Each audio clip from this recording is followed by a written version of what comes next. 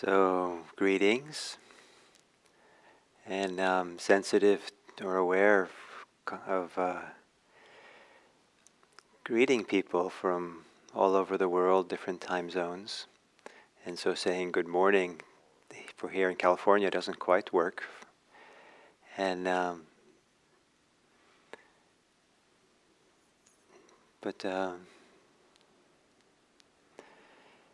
so maybe something like good now would work better.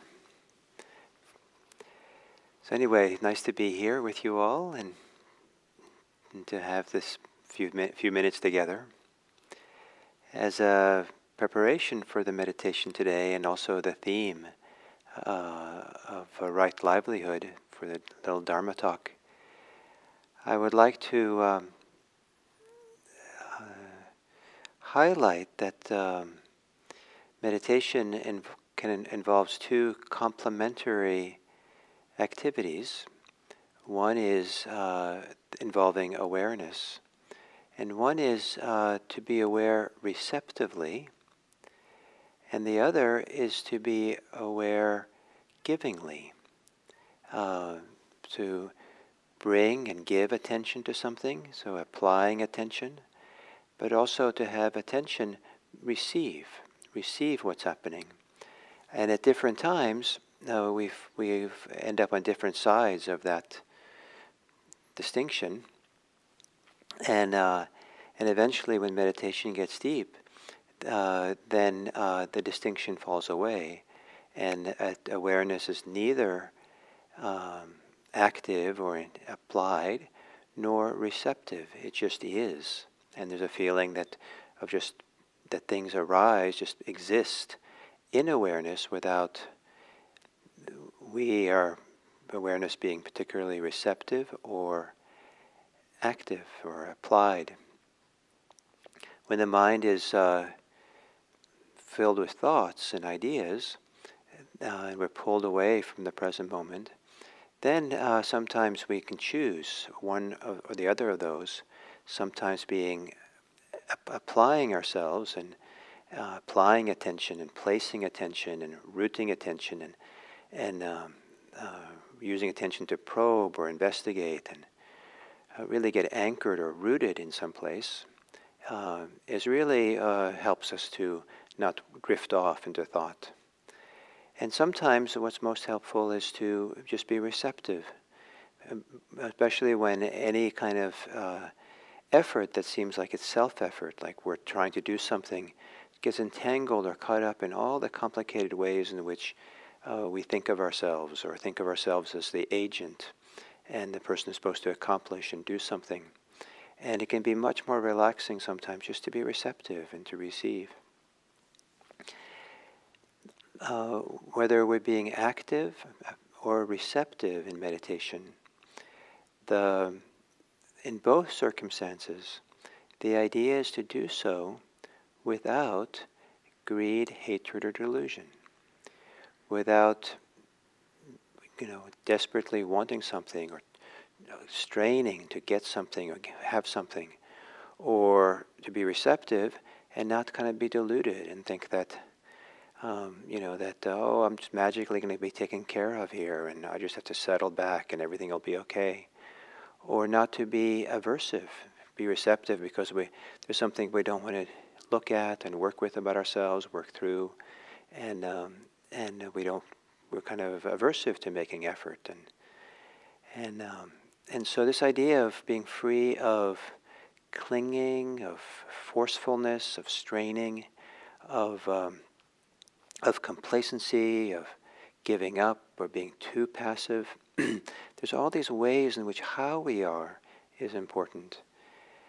And so when we meditate, it's important to kind of have one eye on how. And the simplest way to do that, so it's not a complicated analysis, is to be with awareness without any stress. To not feel any stress in how we're being aware. And to be alert to that. And if we're alert to that, then paradoxically, maybe ironically, awareness gets heightened because the strong effort to have no stress protects that strong effort from becoming stressful too. And so it's kind of like a fascinating kind of balance of finding that place. So to sit upright or to meditate in a posture that maybe allows for a balance between being active and being receptive. And to begin by being active, to actively take a few long, slow, deep breaths, intentionally to establish your awareness here in this body and this mind.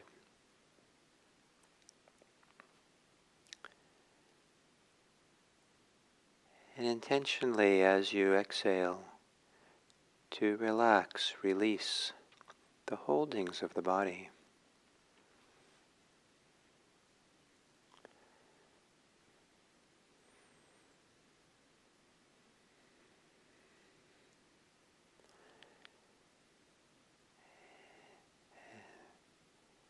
And then to let the breathing return to normal.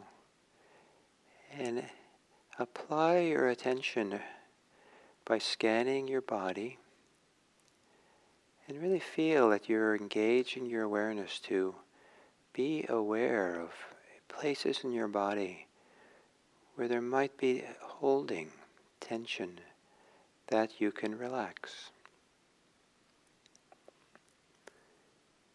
And maybe on the exhale, to soften, relax the muscles of the face,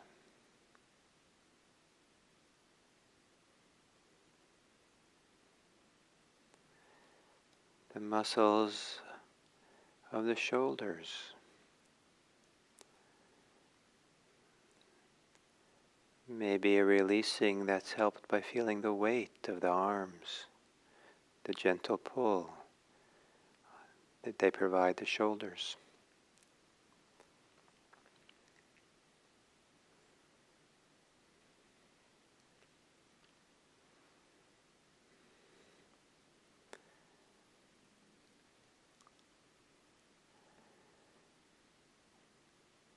And to soften in the chest, or to open in the chest.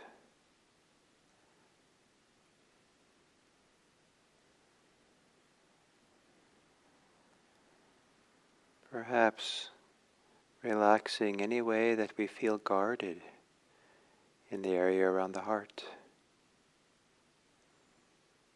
Letting the heart be itself, whatever is there.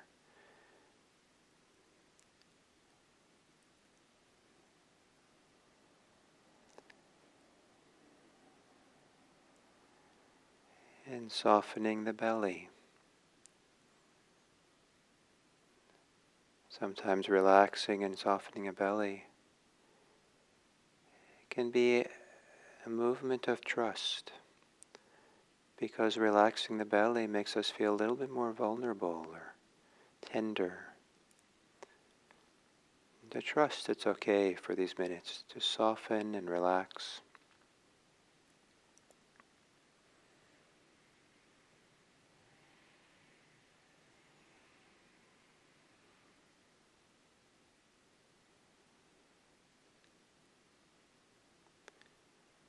And then to actively open the attention, the awareness,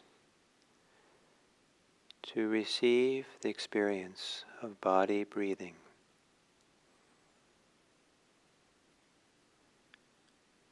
And the body breathes itself, and as if you're opening a door to allow the breeze from outside to blow into your home, gentle, refreshing breeze. Open the door of awareness to receive the expansion and contractions, the coming and going, the tingling and the warmth and coolness of the body breathing.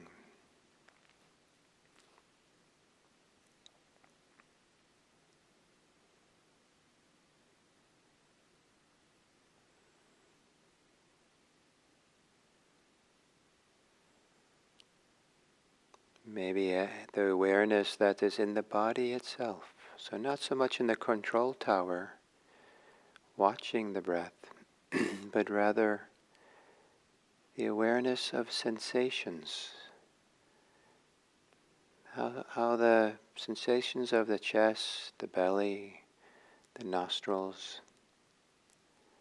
are stimulated with the in-breath and the out-breath. The inhaling and exhaling.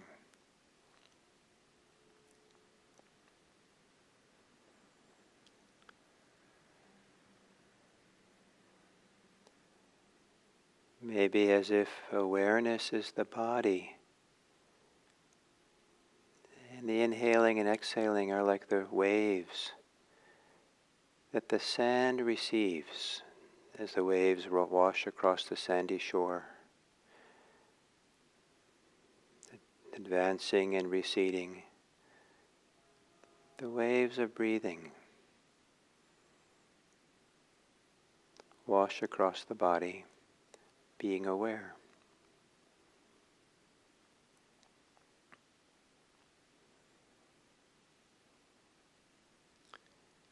And if being receptive in this way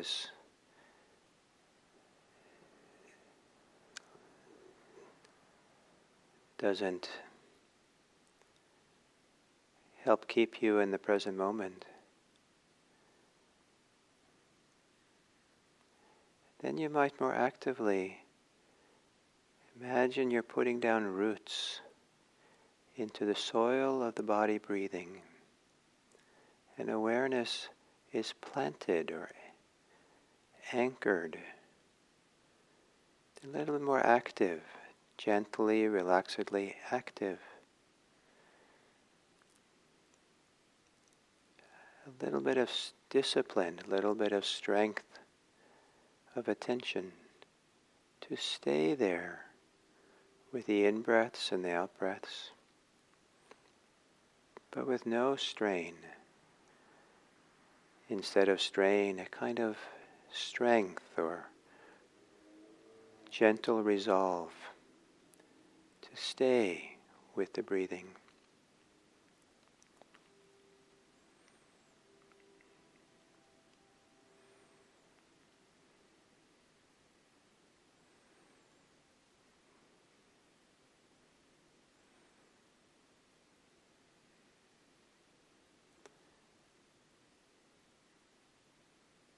Letting go of thoughts as you exhale. And letting go into either being receptive or let go into being actively rooted in the breathing.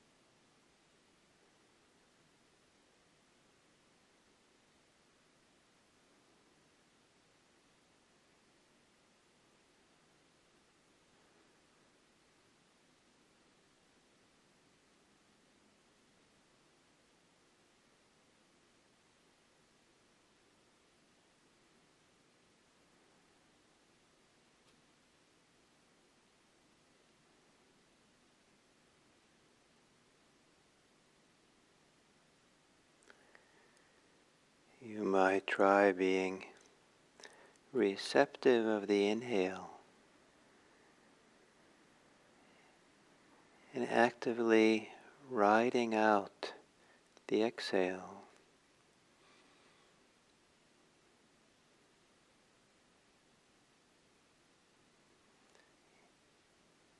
Letting the thinking mind become quieter, so there's more intimacy with the breathing.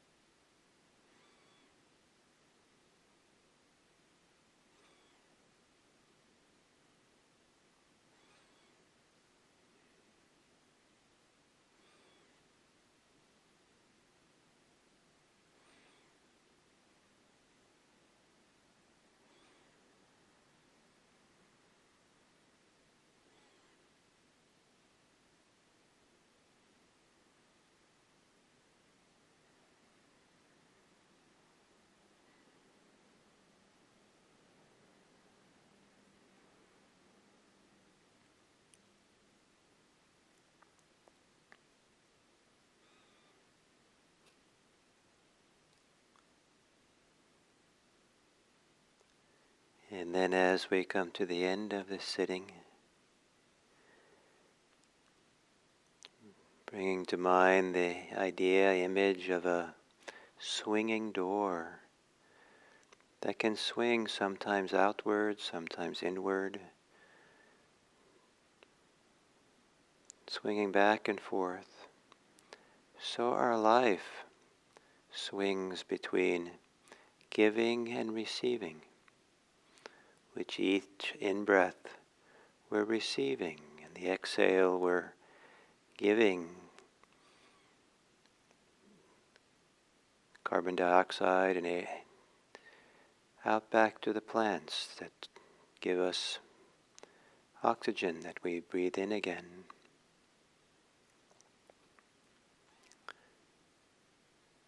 In all kinds of ways we offer our attention to people and receive attention from others. We receive so much from the world.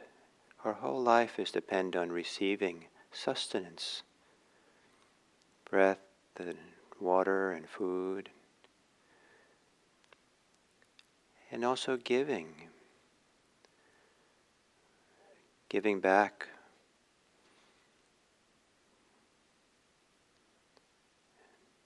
And in this play of giving and receiving,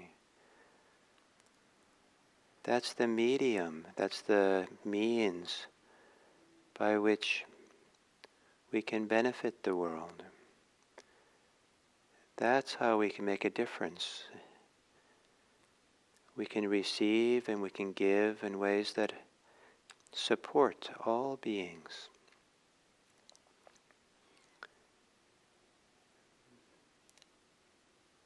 And may it be that our giving and receiving of attention and meditation,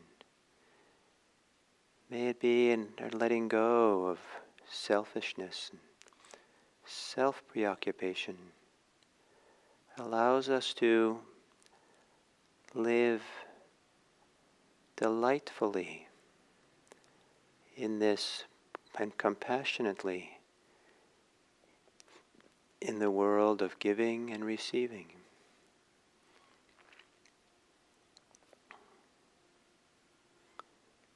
And may it be that in doing so, that we live for the welfare and happiness of all beings. And in the world of giving and receiving, the well-being of others is as important for us personally as our own well-being, and vice versa. May we live for the welfare and happiness of all beings. May all beings be happy. May all beings be safe.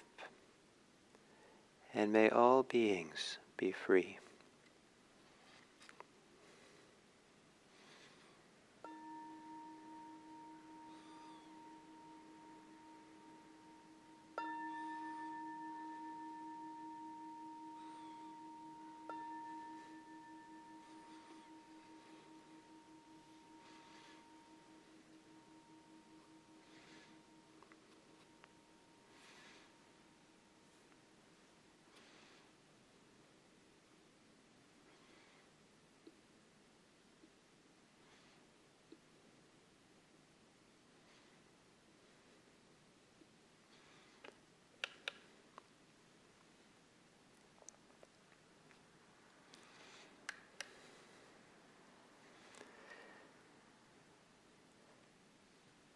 So the topic for today is the fifth factor of the Eightfold Path, right livelihood. And that's usually how it's translated into English. But livelihood, I think for many English-speaking people, suggests a career. And it's kind of broader in meaning. The word that's translated as livelihood is ajiva, A-J-I-V-A, and it comes from, it literally means, or related to, it comes out of the word sustenance, or what provides support or sustenance for us.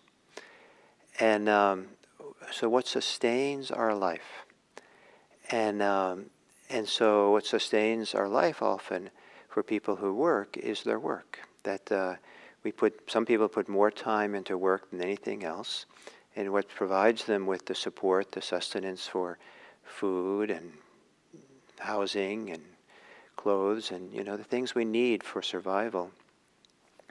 And so we live. But some people don't have a career per se. Some people are retired. Some people are children.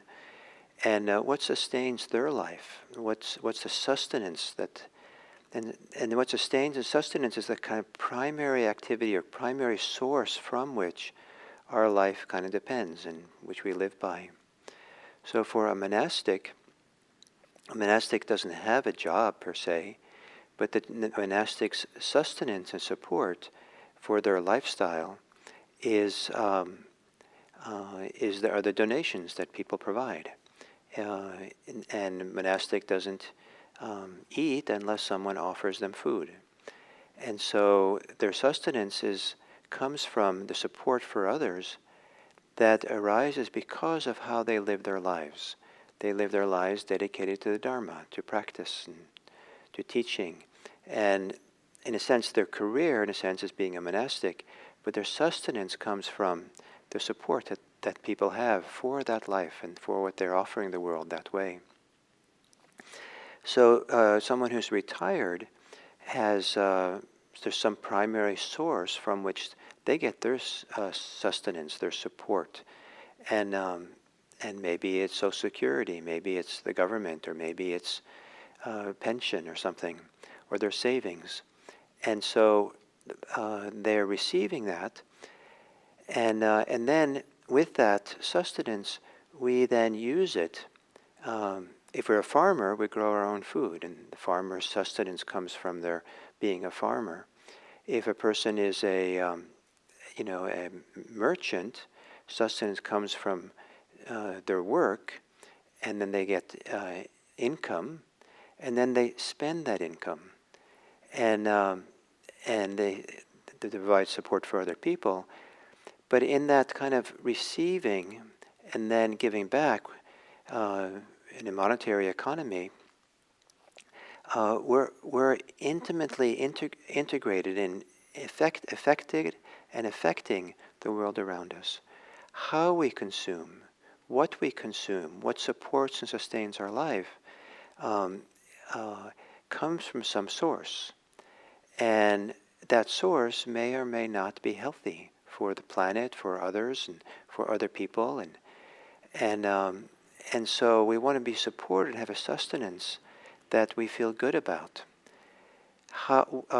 What we buy to support ourselves, to sustain ourselves, and where our money goes out and what we put out into the world, that also has an impact and ripples out into the world. And also, our money then supports either something that's unhealthy or something that's healthy in the world. And so to live by right livelihood, samma ajiva, is to be aware of what sustains us and the things that we receive. Where do they come from? And are we acquiring these things and using these things and sending out what we send out back into the world in a dharmic way? And you find in the teachings of the Buddha this idea that we want to live dharmically. We want to live and the word dharma has a lot of meanings. And there's, in this meaning that I'm using it today, many translators will translate it as righteously. And maybe that's a leftover from a time when early translators were kind of very much influenced and trying to offer an alternative to Christianity when they translated Buddhism into English.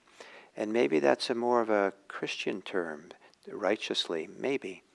Or somehow in relationship to what was going on in England in the late 1800s, that being righteous was maybe a good thing.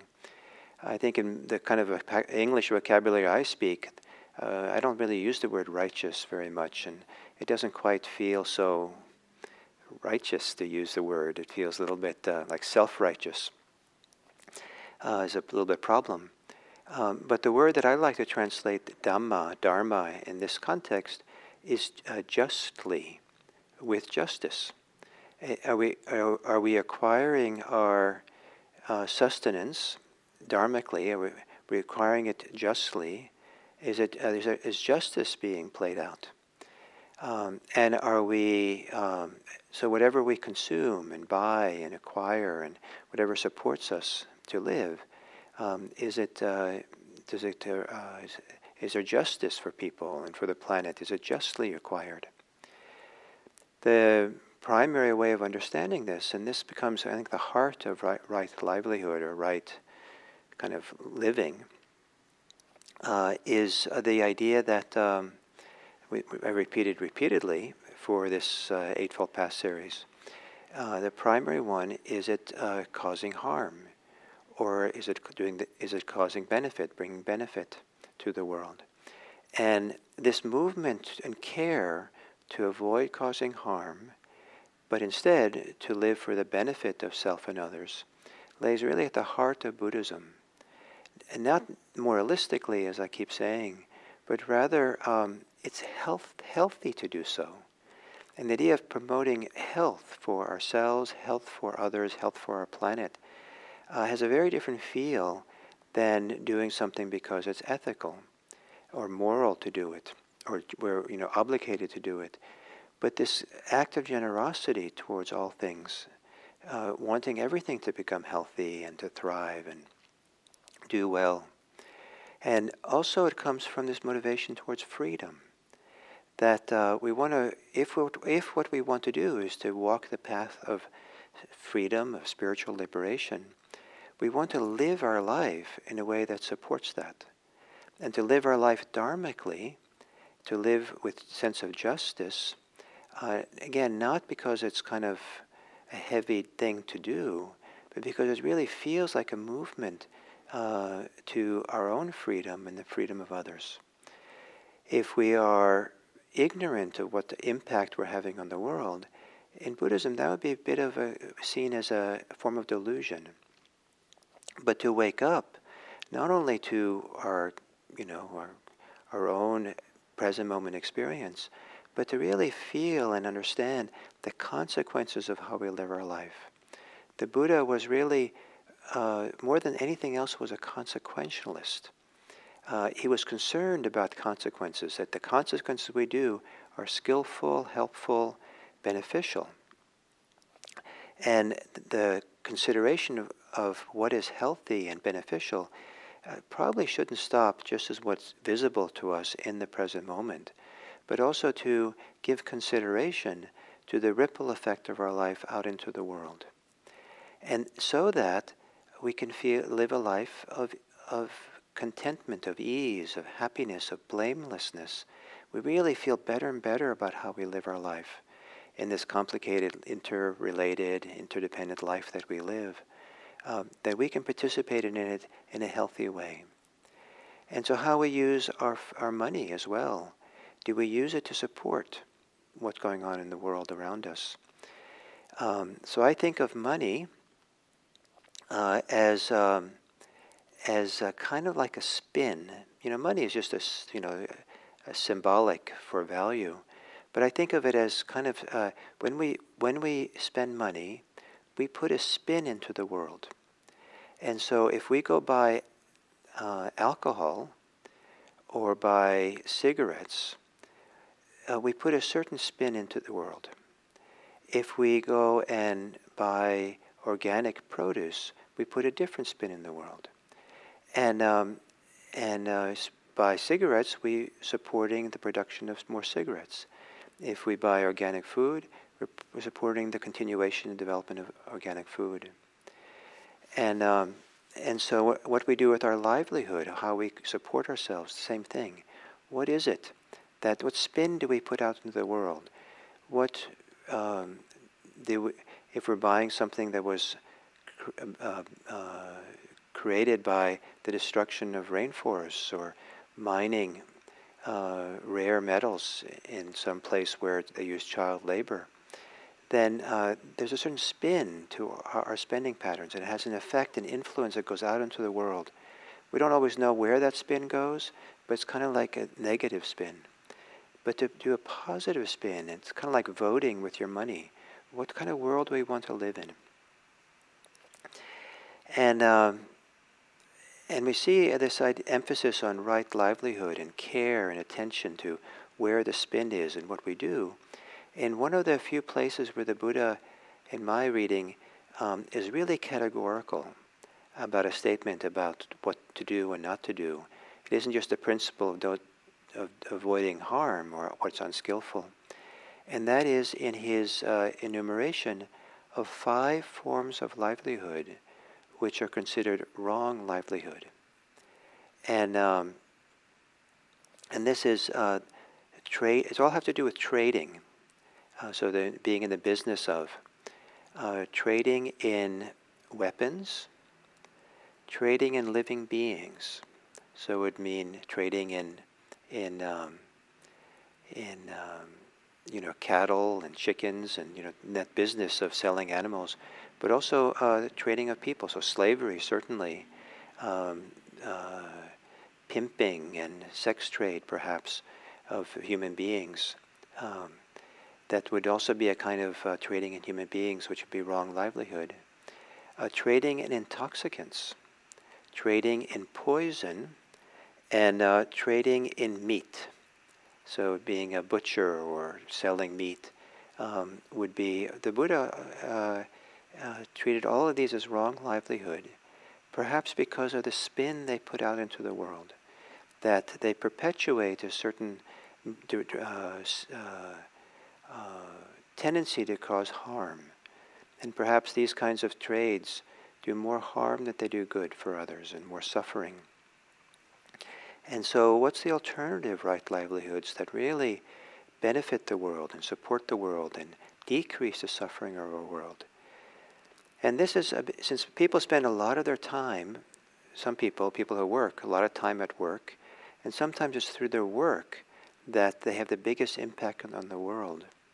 The question of right livelihood is a very profound one, very personal and very consequential, and sometimes very difficult to look at because of and willingness to look at it, because sometimes people realize that their profession is wrong livelihood. They're causing harm in the world, and they're horrified by this.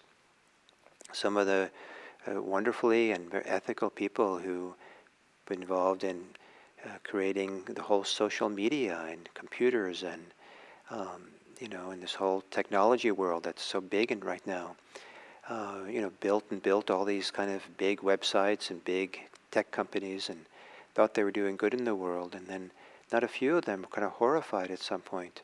They, wait a minute, I'm not sure that this is, I've been involved in right livelihood. So I'm saying this not to single anything out, but to point out that sometimes it's a very deep personal reflection that's not always easy to really consider this question. Am I living for the welfare of the world, or is what I'm doing harmful in some way? So how is it we live our lives? More generally, what is our lifestyle? What is the way we live? What are the predominant ways we're supported and that we impact the world? That's part of the Eightfold Path. And as part of the Eightfold Path, it's not a punitive investigation. It's not a moralistic investigation. It's not meant to judge us as good or bad people. But it's a way of continuing to develop spiritually, to continue to develop the spiritual path to liberation and freedom. That how we live our lives is just as much part of the path to freedom as meditation. And so if we only meditate as being the only way, part of the path, we're really shortchanging ourselves of the full potential that this path has for us. So you might want to give some thought to this today, until we meet again. Maybe talking to friends and thinking about this, maybe journaling or going for walks, and really considering deeply what your relationship is to how you live and the impact that has on yourself and the world around you. And I hope in this kind of reflection that you understand delightfully, happily, inspiringly how to live more for the benefit of all beings. Thank you very much.